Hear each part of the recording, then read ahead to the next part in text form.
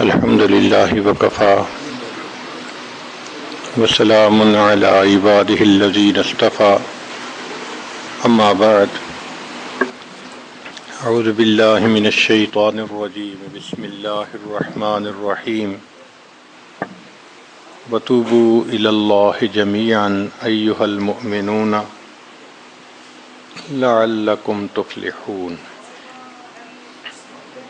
سبحان ربك رب العزة عما يصفون وسلام على المرسلين والحمد لله رب العالمين اللهم صل على سيدنا محمد وعلى آل سيدنا محمد وبارك وسلم.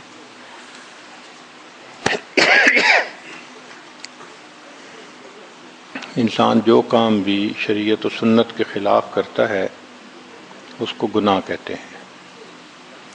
اس گناہ سے توبہ کرنا لازم ہوتا ہے. ارشاد باری تعالی ہے وَتُوبُوا إِلَى اللَّهِ جَمِيعًا أَيُّهَا الْمُؤْمِنُونَ لَعَلَّكُمْ تُفْلِحُونَ. اور اے ایمان والو تم سب کے سب اللہ کے سامنے توبہ کرو تاکہ تم فلاح پا جاؤ. چنانچہ ابن تیمیہ رحمۃ اللہ علیہ نے الایمان الاوسط ایک کتاب ہے، اس میں 10 اسباب بتائے ہیں جن سے انسان کے گناہ معاف ہوتے ہیں. یہ 10 اسباب ہمیں زبانی یاد ہونے چاہیے تاکہ ہم ان کے ذریعے سے اپنے گناہوں کی بخشش کا بندوبست کر لیں. سب سے پہلا سبب استغفار. استغفار کہتے ہیں کہ اپنے گزرے ہوئے گناہوں پر نادم ہونا. شریعت نے کہا الندم توبۃ، ندامت یہ توبہ ہے. اور حدیث مبارکہ میں ہے کہ قیامت کے دن سب سے زیادہ خوش انسان وہ ہوگا من وجد فی صحیفتہ استغفارا کثیرا، جس کے نام اعمال میں کثرت کے ساتھ استغفار لکھا ہوا ہوگا. تو ہمیں کثرت سے استغفار پڑھنا چاہیے. چنانچہ ایک شخص حضرت حسن اللہ عنہ کے پاس آیا، حضرت بہت گناہ گار ہوں، کوئی عمل بتائیں. فرمایا استغفار پڑھو. ایک اور آدمی آیا، حضرت بارش نہیں ہو رہی، کوئی عمل بتائیں. فرمایا استغفار پڑھو. پھر ایک آدمی آیا کہ حضرت بہت قرضہ چڑھ گیا، دعا کریں کہ کوئی اسباب بن جائیں رزق کے، مال کے، تاکہ قرضہ اتر جائے. فرمایا استغفار پڑھو. پھر ایک شخص آیا کہ حضرت دعا کریں اللہ مجھے بیٹا دے دے. فرمایا استغفار کرو. ایک آدمی آیا میرا باغ ہے، دعا کریں کہ میرا پھل زیادہ لگے. فرمایا استغفار کرو. ایک آدمی آیا میری کھیتی باڑی کی زمین ہے، دعا کریں پانی اندر سے نکل آئے. فرمایا استغفار کرو. اب سننے والا حیران کہ مختلف لوگ مختلف ضروریات آ کر بیان کرتے رہے، سب کے لیے ایک ہی جواب. تو اس نے پوچھا کہ حضرت کیا مسئلہ؟ تو فرمایا کہ دیکھو یہ جواب میں نے اپنی طرف سے نہیں دیا، قرآن مجید سے دیا ہے. اللہ تعالیٰ ارشاد فرماتے ہیں قرآن مجید میں فَقُلْتُ اسْتَغْفِرُوا رَبَّكُمْ إِنَّهُ كَانَ غَفَّارًا. تو سب سے پہلے استغفار کرنے سے گناہوں کی بخشش ہوتی ہے. يُرْسِلِ السَّمَاءَ عَلَيْكُمْ مِدْرَارًا، تمہارے اوپر اللہ بارشیں برسائے گا. وَيُمْدِدْكُمْ بِأَمْوَالٍ، اللہ مال کے ذریعے تمہاری مدد کرے گا. وَبَنِينَ، اور بیٹوں کے ذریعے مدد کرے گا. وَيَجْعَلْ لَكُمْ جَنَّاتٍ، اور اللہ تعالیٰ تمہیں درختوں پہ پھل زیادہ عطا کرے گا. وَيَجْعَلْ لَكُمْ أَنْهَارًا، اور اللہ تعالیٰ تمہارے لیے زمین سے چشمے جاری فرما دے گا. آپ اگر غور کریں تو ہماری روز مرہ کی جو پریشانیاں ہیں وہ انہی میں سے ہیں. کوئی بیٹے کے لیے پریشان، کوئی کاروبار کے لیے پریشان، کوئی قرضوں کی وجہ سے پریشان. اس کا مطلب یہ ہے کہ اگر ہم استغفار کرنے کی عادت ڈال لیں تو ہمیں کسی اور عمل کی ضرورت ہی نہیں ہے. اور یہ عمل قرآن مجید میں بتایا گیا ہے. یہ پروردگار عالم کا کلام ہے. ہم استغفار کم کرتے ہیں. کم از کم 100 مرتبہ صبح اور شام استغفار کا کرنا معمول بنا لینا چاہیے. آپ لوگ ڈرائیو کرتے ہیں اپنے دفتر جاتے ہوئے تو راستے میں جو آدھا گھنٹہ لگتا ہے اس میں کیا کرنا ہوتا ہے؟ بعض لوگ نعت سن لیتے ہیں، تلاوت سن لیتے ہیں، وہ بھی عبادت ہے. لیکن اس سے زیادہ بہتر یہ ہے کہ انسان خود پڑھے کچھ. تو اگر اس دوران آپ استغفر اللہ ہی پڑھتے رہیں تو سینکڑوں دفعہ استغفار نامہ اعمال میں لکھا جائے گا. اور اگر پورا پڑھ لیں استغفر اللہ ربی من کل ذنب و اتوب الیہ تو یہ سونے پہ سہاگے والی بات ہے. تو اپنے ٹائمنگز کو ایسے ایڈجسٹ کریں کہ اس میں درود استغفار کثرت کے ساتھ آپ پڑھ سکیں. کیونکہ حدیث پاک میں یہ فرمانا کہ قیامت کے دن وہ بندہ بہت خوش ہوگا جس کے نام اعمال میں استغفار زیادہ ہوگا. دوسرا سبب ہے توبہ.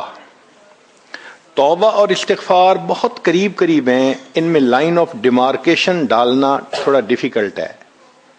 مگر علماء نے لکھا ہے کہ استغفار پچھلے گناہوں پہ ریپینٹنس کو کہتے ہیں، اور توبہ آئندہ گناہوں کو کمٹ نہ کرنا، اس کی کمٹمنٹ کرنا، عزم کرنا، اس کو کہتے ہیں.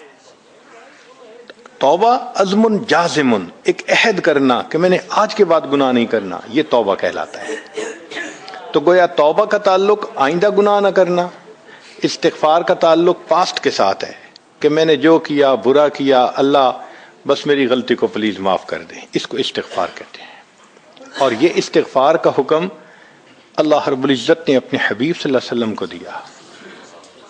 فسبح بحمد ربک واستغفرہ، حکم ہے، صیغہ ہے امر کا. اللہ کے محبوب صلی اللہ علیہ وسلم کو اگر یہ حکم ہے تو سوچئے پھر ہمیں استغفار کرنے کی کتنی ضرورت ہے. توبہ ہر بندے پہ کرنی ضروری. چنانچہ کافر ہے تو وہ کفر سے توبہ کر کے مسلمان بن جائے، مومن ہے گناہوں سے توبہ کر کے نیک بن جائے. جو نیک ہے وہ جو اپنے اعمال کے اندر غفلت ہوتی ہے، نماز کی غفلت، ذکر میں غفلت، تلاوت میں غفلت، اس غفلت سے توبہ کرے. اور جو کہے کہ جی میں تو اس سے بھی توبہ کرتا ہوں، تو بھئی ہم جو اعمال کرتے ہیں یہ اس کوالٹی کے تو نہیں کہ اللہ تعالیٰ کے ہاں قبولیت پا سکیں. اب پھر استغفار کرنا کہ اللہ اس کو قبول کر لیجئے، کیونکہ اللہ کے محبوب صلی اللہ علیہ وسلم نے فرمایا ما عبدنا کا حق کا عبادتک، اے اللہ ہم نے عبادت نہیں کی جیسے عبادت کرنے کا حق تھا. اگر سید الاولین والآخرین صلی اللہ علیہ وسلم یہ فرماتے ہیں، ہم کس کھیت کی گاجر مولی ہیں، ہماری عبادتیں کیا عبادتیں ہیں. تو استغفار کرنا، توبہ کرنا ہم میں سے ہر بندے پر لازم ہے. تیسری چیز جس سے کہ گناہ معاف ہوتے ہیں، الحسنات الماحیہ، نیکیاں. جو انسان نیک اعمال کرتا ہے تو گناہ دھل جاتے ہیں. نیک اعمال کی مثال صابن کی ہے، گناہوں کی مثال میل کی سی ہے. صابن جتنا زیادہ لگتا ہے اتنا میل دھل جاتی ہے. ان الحسنات یذہبن السیئات. یہاں شیطان دھوکہ دیتا ہے. مثلا اگر کوئی بچہ تعلیم پا رہا ہے مگر کوئی گناہ بھی کرتا ہے، تیرے علم کا کیا فائدہ، گناہ تو چھوڑتا نہیں. بھائی اگر گناہ کرتے ہیں تو علم تو الٹا ان گناہوں کو دھوئے گا، وہ علم ہی چھڑوا دیتا ہے تاکہ دھونے کا مسئلہ ہی نہ رہے. اب عورت سوچے گی میں پردہ تو کرتی نہیں، نمازوں کا کیا فائدہ. یہ دھوکہ ہے شیطان کا. بھئی آپ نمازیں پڑھتی رہو، اس نمازوں کی برکت سے اللہ پھر پردے کی بھی توفیق دے دیں گے. تو نیکی نہیں چھوڑنی چاہیے کبھی بھی، یہ سوچ کے جی میں اچھا تو ہوں نہیں، کیا فائدہ. فائدہ ہے. جب اللہ فرما رہے ہیں کہ نیکیاں گناہوں کو دھو دیتی ہیں، بھئی گناہ تو ہم چھوڑتے نہیں اور نیکی آرام سے چھوڑ دیتے ہیں، یہ کہاں کی لاجک ہے. تو اس لیے نیکی بھاگ بھاگ کے کرنی چاہیے. اگر گناہ ہیں تو نیکی اور زیادہ کریں تاکہ نیکی کی برکت سے گناہوں کی ظلمت ختم ہو جائے اور دھل جائے۔ حدیث پاک میں ہے بندہ گناہ کرتا ہے لکھ دیا جاتا ہے، دوسرا گناہ، تیسرا، 5 گناہ کرتا ہے، پھر اس کے بعد وہ ایک نیکی کرتا ہے تو نیکی والا فرشتہ کہتا ہے کہ دیکھو اللہ کے ہاں دستور ہے من جاء بالحسنۃ فلہ عشر امثالھا، اس کو 10 نیکیاں ملنی تھیں، تم نے 5 گناہ لکھے ہیں نا، اچھا تم 5 گناہ مٹا دو، میں نامہ اعمال میں 10 نیکیوں کی بجائے صرف 5 نیکیاں بیلنس وہ ڈال دیتا ہوں۔ چنانچہ 5 گناہ مٹا دیے جاتے ہیں، 5 نیکیاں نامہ اعمال میں لکھ دی جاتی ہے۔ اس لیے خوب نیکی کرنی چاہیے تاکہ اللہ تعالیٰ گناہوں کی ظلمت سے ہمیں محفوظ فرما دے۔ چوتھی چیز جس سے کہ گناہ معاف ہوتے ہیں، دعاء المؤمنین للمؤمن، جو ایمان والے ایک دوسرے کے لیے دعائیں کرتے ہیں اس سے بھی گناہ معاف ہوتے ہیں۔ چنانچہ عمر لانو جا رہے تھے عمرے کے لیے، نبی علیہ السلام نے فرمایا اے بھائی ہمیں اپنی دعاؤں میں نہ بھولنا، تو نبی علیہ السلام نے امت کو تعلیم دی کہ ایک دوسرے کو دعاؤں کے لیے کہنا چاہیے۔ یہ بہت اچھی عادت ہے کہ جب کسی سے ملیں جی ہمیں اپنی دعاؤں میں یاد رکھیں، والدین کو کہنا، بڑوں کو کہنا، دوستوں کو کہنا، کیا معلوم کس کی مانگی ہوئی دعا کام آ جائے۔ اس دعا کا فائدہ ہوتا ہے نا، تبھی تو قرآن مجید میں دعا سکھائی گئی، ربنا اغفر لنا ولاخواننا الذین سبقونا بالایمان، اے اللہ جو ہم سے پہلے ایمان والے چلے گئے ان کی بھی مغفرت فرما دے۔ تو فائدہ ہوتا ہے تو قرآن نے دعا سکھائی ہے نا۔ تو ایمان والوں کی دعاؤں سے دوسرے ایمان والوں کو فائدہ ہوتا ہے۔ حدیث پاک میں ہے دوست کی دعا دوست کے پیٹھ پیچھے رد نہیں کی جاتی، کیوں؟ اس میں خلوص ہوتا ہے۔ تو اس لیے حدیث پاک میں ہے، مسلم شریف کی روایت ہے کہ اگر کوئی آدمی فوت ہو جائے اور 40 آدمی جنازہ پڑھ لیں جو ایمان والے ہوں، توحید والے ہوں، فرمایا ما من رجل مسلم یموت فیقوم علی جنازتہ 40 رجلا لا یشرکون باللہ شیئا الا شفعهم اللہ فی، اللہ 40 بندوں کی نماز جنازہ کو قبول کر کے میت کی مغفرت فرما دیتے ہیں۔ 5واں عمل ما یعمل للمیت من اعمال البر، ہم اپنے فوت شدہ لوگوں کے لیے جو نفل کے کوئی نیک کام کرتے ہیں اس سے بھی ان کے گناہ معاف ہوتے ہیں۔ مثلا صدقہ کر دیا، قرآن پاک پڑھا، ان کو بخش دیا، ان کی طرف سے عمرہ کیا، حج کیا، ان نفلی اعمال کا ثواب ان کو ملتا ہے، اس کی وجہ سے ان کے گناہوں کو معاف کر دیا جاتا ہے۔ چنانچہ حضرت شیخ الحدیث رحمۃ اللہ علیہ نے فضائل ذکر میں یا کسی اور کتاب میں واقعہ لکھا ہے کہ ایک اللہ والے تھے، قبرستان کے قریب سے جاتے ہوئے انہوں نے کچھ پڑھ کے قبرستان والوں کو بخش دیا۔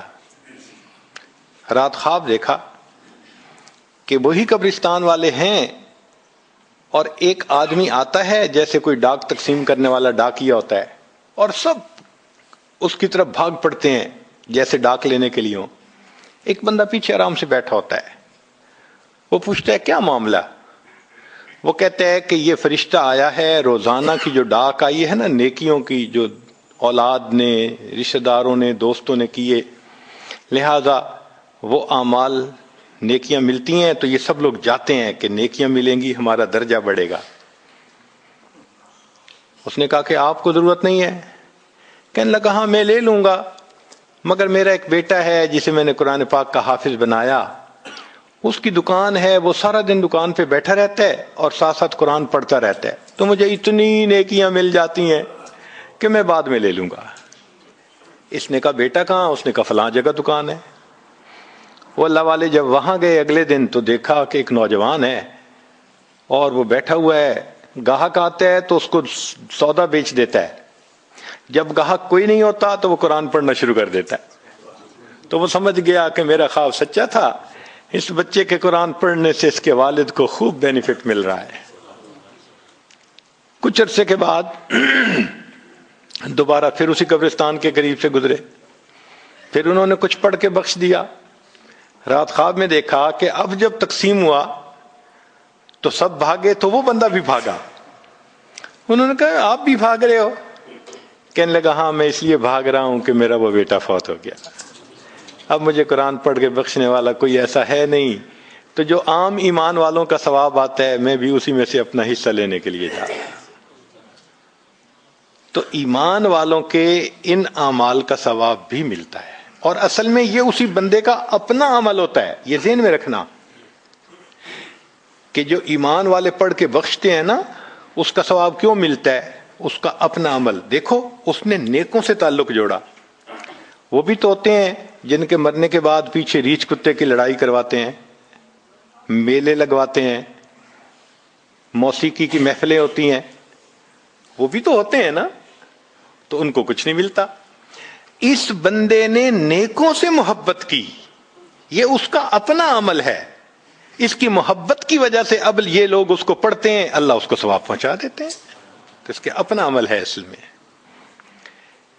پھر چھٹی چیز جس کی وجہ سے گناہ معاف ہوتے ہیں، المصائب التی یکفر اللہ بها الخطایا فی الدنیا. دنیا میں انسان کو جو مشکلات، تکلیفیں، مصیبتیں پہنچتی ہیں ان کی وجہ سے گناہ معاف کر دیے جاتے ہیں. کوئی مصیبت دنیا میں پہنچتی ہے گناہ معاف ہوتے ہیں.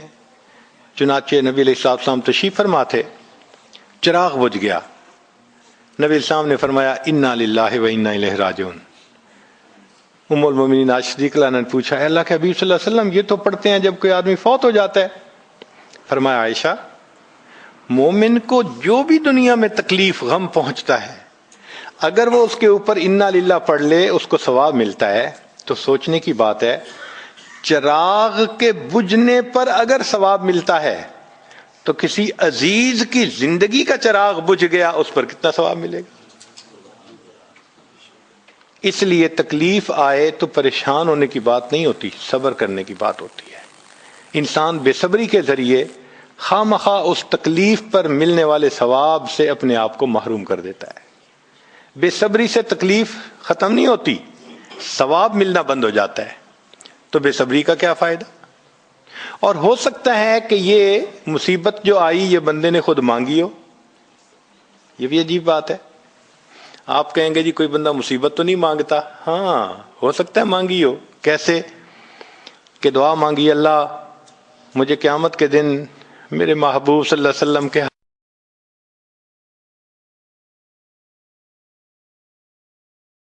مصیبت، پریشانی کچھ اس کے اوپر بھیج دیتے ہیں. اگر یہ بندہ اس پر صبر کر لیتا ہے اس کو بہانہ بنا کر اللہ اس کو وہ نعمت عطا فرما دیتے ہیں. چنانچہ ایک بزرگ تھے، 70s میں تھے، بیوی بھی اسی طرح بہت نیک تھی. بیوی نے کہا کہ میرا بڑا دل چاہتا ہے کہ نبی علیہ الصلوۃ والسلام کا دیدار نصیب ہو. میں بڑا درود شریف پڑھتی ہوں، نفل پڑھتی ہوں، مگر مجھے واضح زیارت نہیں ہوئی. آپ کو کوئی عمل آتا ہو تو بتا دیں. انہوں نے کہا عمل آتا ہے، کرو گی؟ کہا بالکل کروں گی. کہنے لگے اچھا جمعہ کا دن آ رہا ہے، خوب نہا دھو کے وہ جو دلہن والے کپڑے تھے نا تمہارے کناری والے گوٹے، وہ پہننا اور میک اپ کرنا، خوشبو لگانا، اور میں بس جمعہ پڑھ کے آؤں گا تو پھر ٹھیک ہے. اس نے کہا بہت اچھا. وہ اللہ کی بندی نہائی دھوئی دلہن کی طرح خوب تیار ہوئی، کپڑے دلہن والے پہنے. ان بزرگوں نے جمعہ کی نماز پڑھی تو ساتھ بھائی کا گھر تھا اس کی، یعنی ان کی بیوی کا. تو بیوی کے بھائی کے گھر چلے گئے. اس کو جا کے کہا میری عمر دیکھو اور آ کے اپنی بیوی بہن کی حالت دیکھو. اس نے کہا کیا مسئلہ؟ وہ ساتھ آ گیا. اور جب گھر آ کے اس نے دیکھا تو بیوی تو دلہن بنی بیٹھی ہے. بھائی کو غصہ آیا، تمہیں اپنی یہ تمہاری عمر اور یہ تمہارے لچھن. اس نے تو ڈانٹا اور وہ بیچاری روئی، اس کا دل ٹوٹا، رو رو کے حال برا، سو گئی. اللہ کی شان کہ اس نیند میں اس کو نبی علیہ السلام کی زیارت نصیب ہو گئی. اب وہ اٹھی تو وہ خوش بھی ہے اور پریشان بھی ہے. خوش اس بات پہ کہ زیارت ہو گئی، اور پریشان اس بات پہ کہ میاں نے کیا کیا، خود کہا دلہن بنو اور خود بھائی سے مجھے ڈانٹ پڑوا دی۔ تو پھر اس نے پوچھا کہ آپ نے ایسا کیوں کیا؟ انہوں نے کہا دیکھو میں تمہاری زندگی کو قریب سے جانتا ہوں، میں نے تمہیں اتنا پیار محبت سے رکھا ہے کہ تمہیں زندگی کے کوئی تکلیف نہیں پہنچنے دی میں نے، تم نے عبادت کی انتہا کی ہے، مگر کچھ نعمتیں ہوتی ہیں جو دل ٹوٹنے پہ ملتی ہیں، تو تمہارا تو کبھی دل ٹوٹا نہیں، تو میں نے ایک بہانہ بنایا کہ تمہیں کہا دلہن بنو، بھائی کو شکایت لگا دی، اس نے ڈانٹ پلا دی، تمہارا دل ٹوٹا، اللہ کو رحم آ گیا، اللہ تعالیٰ ٹوٹے دلوں پر رحم فرما دیتے ہیں۔ تو ممکن ہے کہ یہ مصیبت، یہ پریشانی اللہ کی طرف سے ہمارے لیے انعام کا سبب بن کے آئی ہو۔ اس لیے ہمارے بزرگوں نے کہا سکھ دکھاں تو دیواں وار، کہ میں سکھوں کو دکھوں پہ قربان کر دوں، سکھ دکھاں تو دیواں وار، دکھاں آن ملائم یار، کہ دکھوں نے مجھے میرے یار سے ملا دیا۔ اللہ کو بڑا ترس آتا ہے اس بندے پر جس پر کوئی مصیبت آتی ہے، پریشانی آتی ہے۔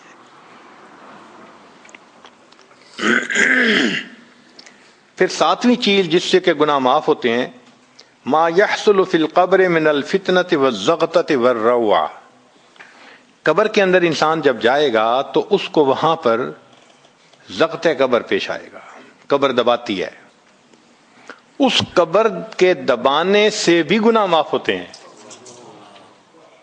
اور یہ زغط قبر ہر کسی کو پیش آئے گا۔ سعد رضی اللہ عنہ ایک صحابی ہیں، نبی علیہ السلام نے ان کا جنازہ پڑھایا اور اللہ کے محبوب صلی اللہ علیہ وسلم پنجوں کے بل چلنے لگے، تو صحابی نے پوچھا اے اللہ کے حبیب صلی اللہ علیہ وسلم آپ ایسے چل رہے ہیں؟ فرمایا سعد کی نماز جنازہ میں شرکت کے لیے اتنے فرشتے آسمان سے اتر آئے، مجھے پاؤں رکھنے کی جگہ نہیں مل رہی۔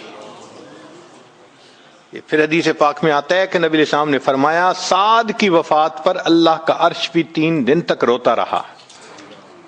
جن کی وفات پہ اللہ کا عرش روئے، اللہ کے فرشتے جنازے میں اتریں، کیسے اللہ کے مقبول بندے ہوں گے؟ پھر نبی علیہ السلام نے فرمایا سعد کو بھی زغط قبر پیش آیا۔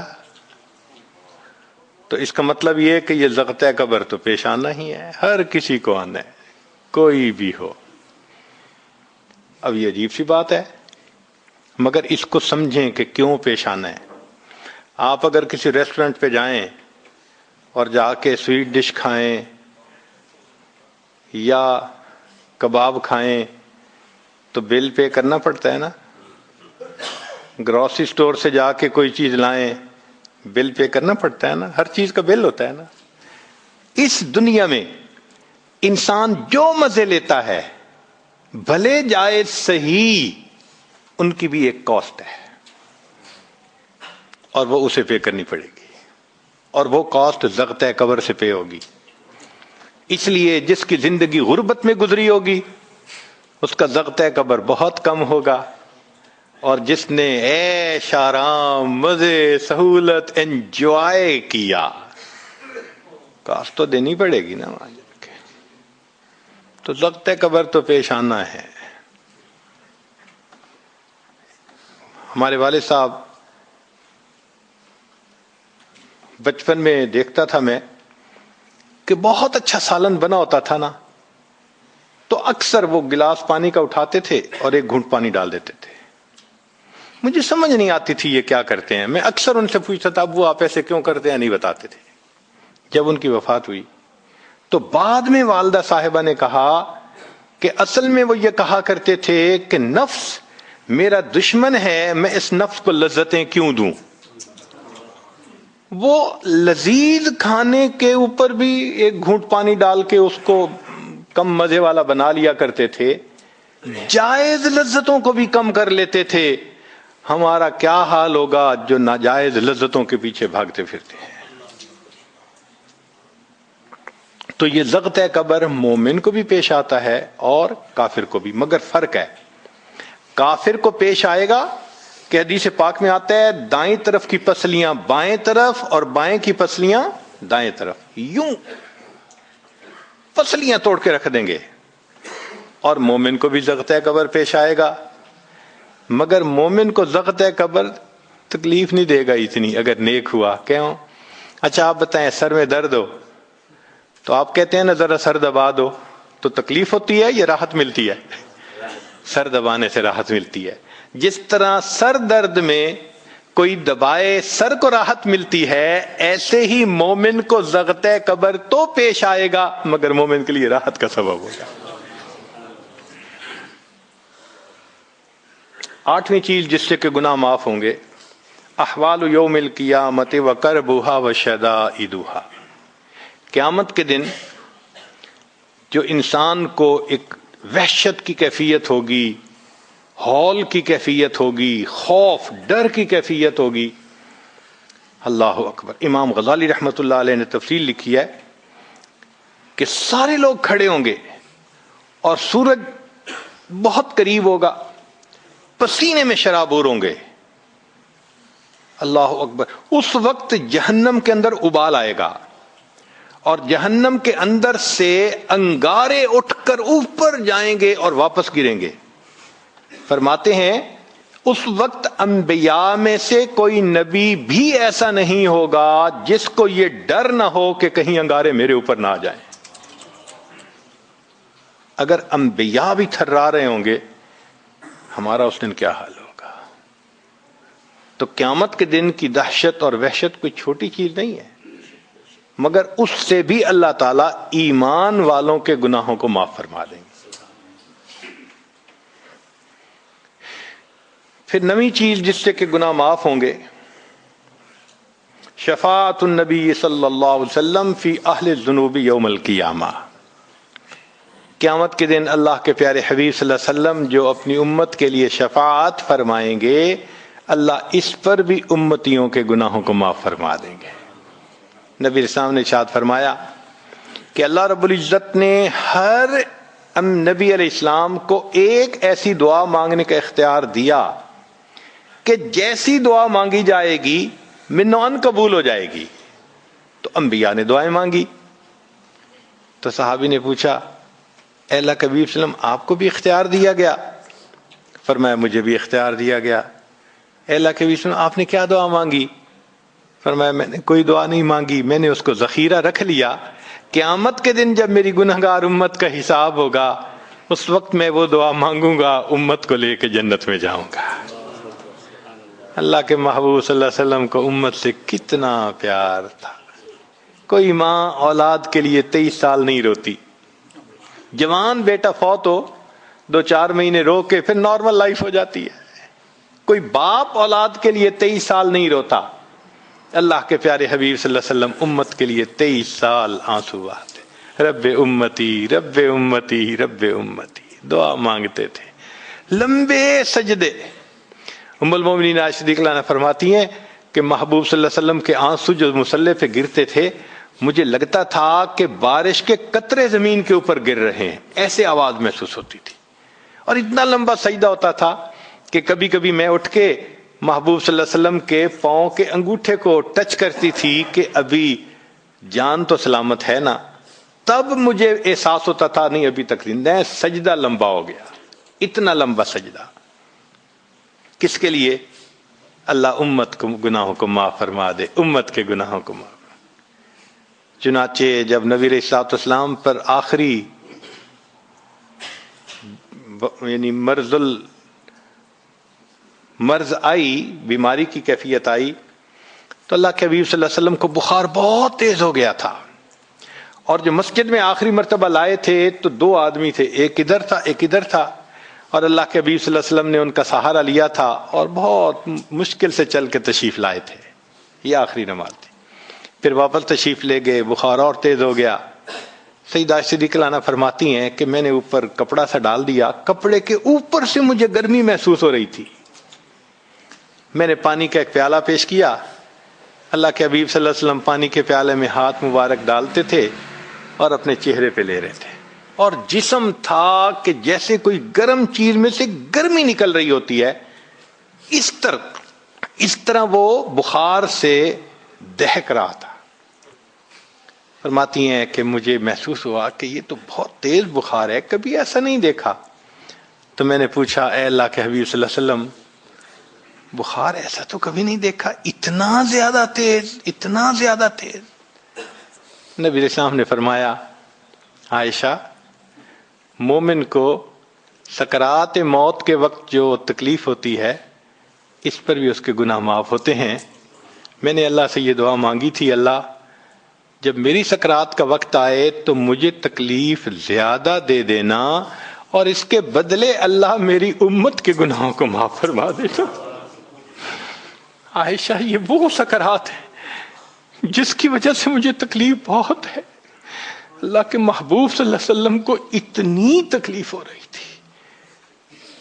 اتنے میں اطلاع ملی، دروازہ کھٹکھٹایا گیا، پوچھا کون؟ جواب ملا جبریل علیہ السلام اور اسرائیل علیہ السلام اجازت مانگتے ہیں آنے کی۔ نبی علیہ السلام نے فرمایا جبریل اندر آ جائیں۔ تو جبریل آئے۔ اے اللہ کے حبیب صلی اللہ علیہ وسلم، اللہ نے آپ کو یاد فرمایا ہے۔ نبی علیہ السلام نے فرمایا جبریل، اللہ تعالیٰ سے پوچھ کے یہ پہلے بتاؤ میرے بعد میری امت کا کیا حال ہوگا، پہلے پوچھ کے بتاؤ۔ جبریل علیہ السلام نے اللہ تعالیٰ سے پوچھا، رب کریم نے کہا، فرمایا میرے محبوب سے جا کر کہہ دو اے محبوب، آپ کے بعد آپ کی امت کو تنہا نہیں چھوڑیں گے۔ جب نبی علیہ السلام کو تسلی ہو گئی، محبوب نے فرمایا اچھا اب ملک الموت کو بھی اندر آنے دو۔ اللہ کے محبوب صلی اللہ علیہ وسلم کو امت سے ایسی محبت تھی، اللہ اکبر۔ چنانچہ حدیث پاک میں ہے کہ نبی علیہ الصلوۃ والسلام نے فرمایا خیرت بین ان یدخل نصف امتی الجنہ و بین شفاعہ، اللہ رب العزت نے مجھے چوائس دیا، اختیار دیا کہ اے میرے حبیب صلی اللہ علیہ وسلم، آپ چاہیں تو آپ کی آدھی امت کو بلا حساب جنت بھیج دیں گے، اور آپ چاہیں تو جن کی آپ شفاعت کریں ان کو بھیجیں گے۔ نبی علیہ السلام فرماتے ہیں فاخترت الشفاعہ، میں نے شفاعت کو چن لیا، لأنہا اعم و اکثر، اس لیے کہ میری شفاعت پر آدھی سے زیادہ امت کے لوگ جنت میں چلے جائیں گے۔ اللہ اکبر۔ پوچھنے والے نے پوچھا اے اللہ کے حبیب صلی اللہ علیہ وسلم، اترونہا للمتقین، کیا آپ کی شفاعت نیکوں کے لیے ہوگی؟ فرمایا لا ولکنہا للمذنبین الخطائین المتلوثین، نہیں، میری شفاعت میرے امت کے گناہگاروں کے لیے ہوگی۔ اللہ کے حبیب صلی اللہ علیہ وسلم کی شفاعت کا نصیب ہو جانا یہ بھی گناہوں کی بخشش کا سبب ہے۔ مگر شفاعت کس کو نصیب ہوگی اس کی بھی تفصیل سن لیجئے۔ کچھ لوگ ہوتے ہیں سنت کو دیکھتے ہیں، ان کا دل خوش ہو جاتا ہے، وہ سنت رکھنے والے کو انکریج کرتے ہیں، اس کو مورل سپورٹ دیتے ہیں، نہیں نہیں تم نے اچھا کیا۔ اور کچھ وہ ہوتے ہیں کہ جو دیکھتے ہیں چہرے پہ سنت سجی، کیا ملا بن گئے، کیا تم نے چہرے پہ کر لیا۔ علماء نے لکھا جس نے سنت کو دیکھ کر ناگواری کا اظہار کیا اس نے اپنے آپ کو شفاعت سے محروم کر لیا۔ یہ نہیں ہے کہ ہم سنت کا مذاق بناتے پھریں اور ہمیں شفاعت نصیب ہوگی، نہیں، احترام ہو دل میں سنت کا۔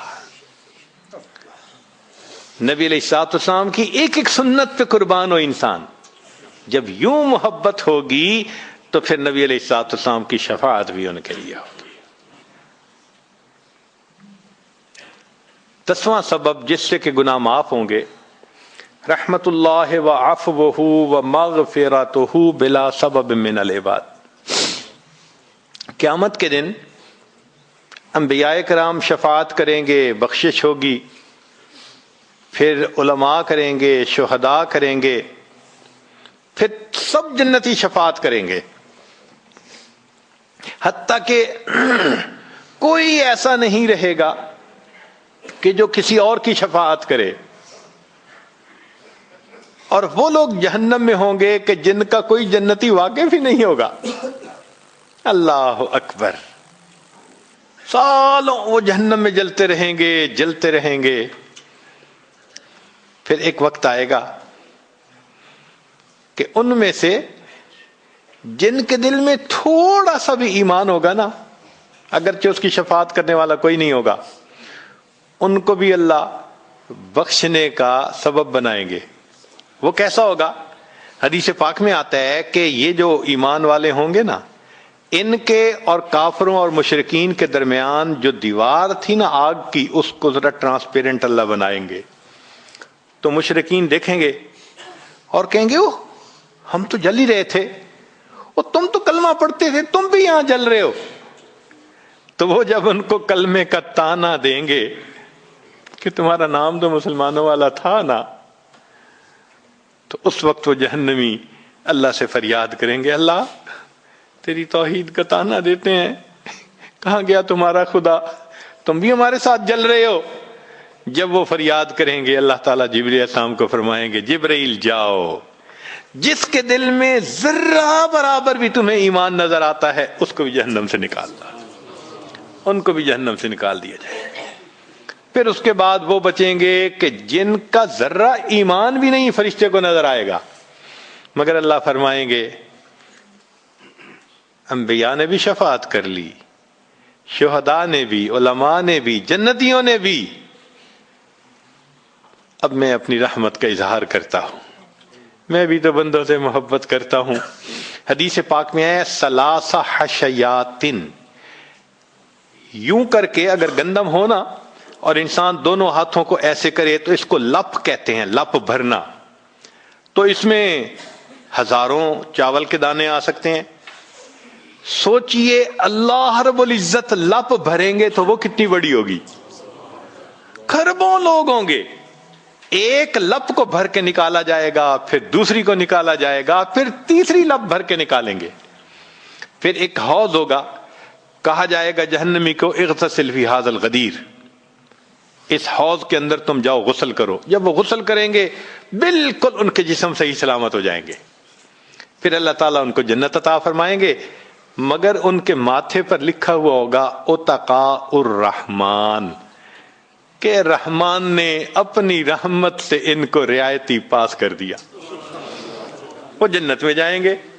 اب جو جنت میں جائیں گے تو جنتی لوگ ان کے ساتھ ملیں گے، خوش ہوں گے، مگر کہیں کہیں کوئی ان کو کہے گا ہم تو اللہ کے فضل سے سیدھا آ گئے، تم تو آیا فلاں جگہ سے آئے ہو نا، رعایتی پاس ہو۔ اب جب ان کو رعایتی پاس کا تانا ملے گا تو ان کو عجیب لگے گا۔ پھر ایک وقت آئے گا کہ یہ سب اتقاء الرحمن اللہ کے سامنے فریاد کریں گے، اللہ آپ نے اپنی رحمت سے جہنم سے نکال دیا، جنت بھیج دیا، یہ جو مہر ایک لگا دی یہ بھی تو اتار دیجئے نا۔ تو اللہ تعالیٰ ان کی مہر کو ختم فرمائیں گے اور یہ جنت میں رہنے لگ جائیں گے۔ امام غزالی رحمت اللہ علیہ اس واقعے کو نقل کرنے کے بعد لکھتے ہیں، میرا کوئی عمل ایسا تو نہیں کہ میں امید کروں کہ میں جنت چلا جاؤں گا، کاش اللہ مجھے ان اتقاء الرحمن میں شامل فرما لیتے، کاش کہ اللہ تعالیٰ مجھے ان اتقاء الرحمن میں شامل فرما لیتے۔ بے گناہوں میں چلا زاہد جو اس کو دیکھنے، مغفرت بولی ادھر آ میں گنہگاروں میں ہوں، وہ کرشمے شان رحمت نے دکھائے روز حشر، چیخ اٹھا ہر بے گناہ میں بھی گنہگاروں میں ہوں۔ اللہ اکبر۔ حضرت قاری طیب صاحب رحمۃ اللہ علیہ ایک کتاب میں لکھتے ہیں، اتنا اللہ کی رحمت کا ظہور ہوگا، اتنا ظہور ہوگا اس دن، ایک ایسا وقت آئے گا کہ شیطان بھی سر اٹھا کر دیکھے گا، اسے بھی امید لگے گی شاید میری بھی مغفرت کر دی جائے۔ وَكَانَ بِالْمُؤْمِنِينَ رَحِيمًا۔ اللہ تعالیٰ قیامت کے دن اپنی رحمت کا اظہار فرمائے۔ اللہ کرے قیامت کے دن اللہ کی رحمت سے ہمارا کام بن جائے۔ اللہ تعالیٰ ہمیں اپنے گناہوں سے سچی توبہ کرنے کی توفیق عطا فرمائے، اور اللہ تعالیٰ ہمیں اپنے بخشش کیے ہوئے گناہگار بندوں کی قطار میں قیامت کے دن شامل فرمائے۔ وآخر دعوانا ان الحمد للہ رب العالمین۔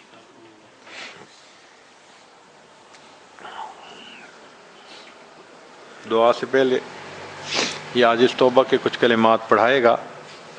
سچے دل کے ساتھ پیچھے پیچھے پڑھتے جائیے. نیت کر لیجئے کہ ہم پچھلے گناہوں سے سچی پکی توبہ کر رہے ہیں, آئندہ نیکوکاری کی زندگی گزارنے کا دل میں ارادہ کر رہے ہیں. الحمدللہ وکفا وسلام علی عبادہ الذین اصطفیٰ, اما بعد. یہ کلمات پڑھیے. بسم اللہ الرحمن الرحیم. لا الہ الا اللہ محمد الرسول اللہ. آمنت باللہ وملائکتہ وکتبہ ورسلہ والیوم الآخر والقدر خیرہ وشرہ من اللہ تعالی والبعث بعد الموت. آمنت باللہ کما ہوا باسمائہ وصفاتہ وقبلت جمیع احکامہ اقرار باللسان وتصدیق بالقلب. اشہد ان لا الہ الا اللہ واشہد ان محمدا عبدہ ورسولہ.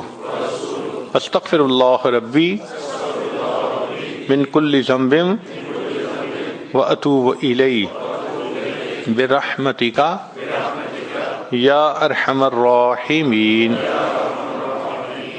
ان کلمات کو پڑھنے سے آپ بیت ہو چکے ہیں, توبہ طائب ہو چکے ہیں. چند معمولات اگر کریں گے تو دل کو اللہ تعالیٰ منور فرمائیں گے. 100 مرتبہ استغفار صبح و شام پڑھنا, 100 مرتبہ درود شریف پڑھنا, روزانہ قرآن پاک پڑھنا, چلتے پھرتے لیٹے بیٹھے دل میں اللہ کا دھیان رکھنا, اور روزانہ ذکر قلبی یعنی مراقبہ کرنا. اگر ان اعمال کو کریں گے, اس کی برکتیں آپ خود اپنے دل میں محسوس کریں گے. آپ کا آنکھ کا دیکھنا بدلے گا, زبان کا بولنا بدلے گا, پاؤں کا چلنا بدلے گا, دل دماغ کی سوچ بدلے گی, آپ کے اندر کا انسان بدلے گا. خود آپ کہیں گے. اللہ تعالیٰ عمل کی توفیق دے. ہم دعا سے پہلے تھوڑی دیر چند منٹ کے لیے مراقبہ کر لیتے ہیں. ذکر قلبی جہاں بیٹھے ہیں بس آنکھوں کو بند کر لیں, دل کی طرف دھیان کریں اور یہ سوچیں کہ اللہ کی رحمت آ رہی ہے, میرے دل میں سما رہی ہے, دل کی ظلمت اور سیاہی دور ہو رہی ہے, میرا دل اللہ اللہ اللہ کہہ رہا ہے.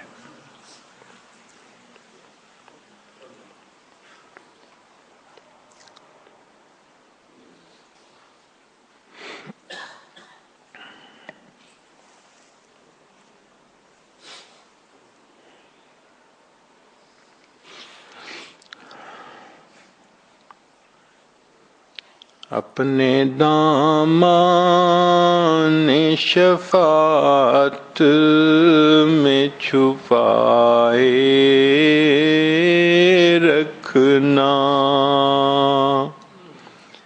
میرے سرکار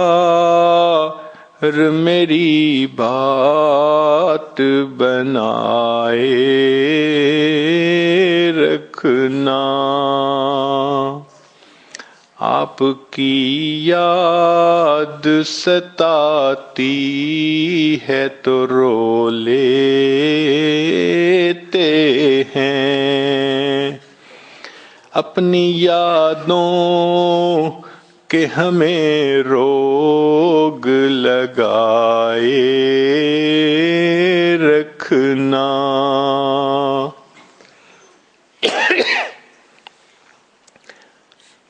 میں نے مانا کہ گناہ گار ہوں پر آپ کا ہوں, میں نے مانا کہ گناہ گار ہوں پر آپ کا ہوں. اس گناہ گار سے سرکار نبھائے رکھنا. ذرہ خاک کو خورشید بنانے والے, ذرہ خاک کو خورشید بنانے والے، خاک ہوں میں مجھے قدموں سے لگائے رکھنا۔ اللہ اللہ۔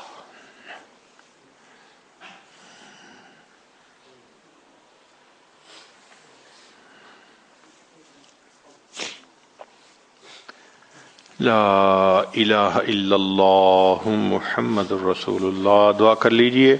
سبحان ربی العلی الوہاب، اللہم صلی علی سیدنا محمد وعلی آل سیدنا محمد وبارک وسلم۔ اے کریم آقا، ہم آپ کے عاجز مسکین بندے ہیں، ہمارے گناہوں کو معاف فرما، خطاؤں سے درگزر فرما، عیبوں کی پردہ پوشی فرما۔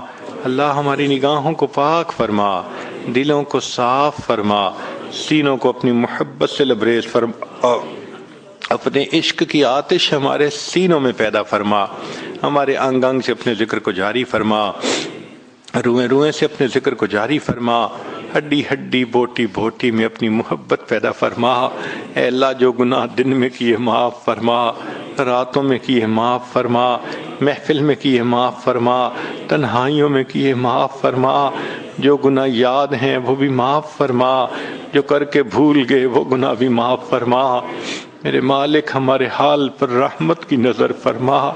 اے اللہ، سائل جو روٹی کا ہو، سائل ایک دروازے سے نہ ملے وہ دوسرے پہ چلا جاتا ہے، نہ ملے تیسرے پہ چلا جاتا ہے، اس کا تو مسئلہ کوئی نہیں۔ اللہ، مسئلہ تو ہمارا ہے، ان کے پاس ایک ہی دروازہ ہے۔ اللہ، ہم اچھی طرح جانتے ہیں جو آپ کے دروازے سے خالی اٹھتا ہے وہی بد نصیب ہوتا ہے۔ اللہ، اپنے دروازے سے خالی نہ اٹھائیے، اللہ خالی نہ اٹھائیے، جھولیاں بھر دیجیے، مرادیں پوری کر دیجیے۔ آپ نے فرمایا وَأَمَّا السَّائِلَ فَلَا تَنْهَرْ، سوالی کو انکار نہ کرو۔ جب ہم کمزوروں کو حکم ہے ہم سوالی کو انکار نہ کریں، اے اللہ ہم بھی تو آپ کے در کے سوالی ہیں، اے مالک آپ بھی انکار نہ فرمائیے۔ اے اللہ، اس مجلس میں جتنے لوگ ہیں سب کی جھولیاں بھر دیجیے، نیک مرادیں پوری کر دیجیے، آنے والے وقت کو گزرے وقت سے بہتر فرما دیجیے، آنے والی زندگی کو گزری زندگی کا کفارہ بنا دیجیے۔ دور قریب سے جو لوگ بھی آئے ہیں، یہ مقامی یہاں کے مسجد میں نماز پڑھنے والے ہیں، اللہ سب کو اپنے مقبول بندوں میں شامل فرما لیجیے۔ اے اللہ، ہماری ان دعاؤں کو اپنی رحمت سے قبول فرما، ہمیں بار بار اپنے گھر کا دیدار عطا فرما، اپنے حبیب صلی اللہ علیہ وسلم کے در کی قبولیت والی بار بار حاضری نصیب فرما۔ پوری دنیا میں جہاں مسلمان پریشان ہیں، اللہ سب کی پریشانیوں کو دور فرما۔ ہمارے والدین، عزیز اقارب، مشائخ جو فوت ہو چکے، اللہ ان کی مغفرت فرما، جن کی آپ نے مغفرت کر دی قرب کے اعلیٰ درجات عطا فرما، جنہوں نے دعاؤں کے لیے کہا، خط لکھے، فون کیے، ان کے ہم پر حقوق آتے ہیں یا جو ہم سے توقعات رکھتے ہیں، اللہ ان سب کو ان نیک دعاؤں میں شامل فرما۔ صلی اللہ تعالی علی حبیبہ سیدنا محمد و آلہ و اصحابہ اجمعین برحمتک یا ارحم الراحمین۔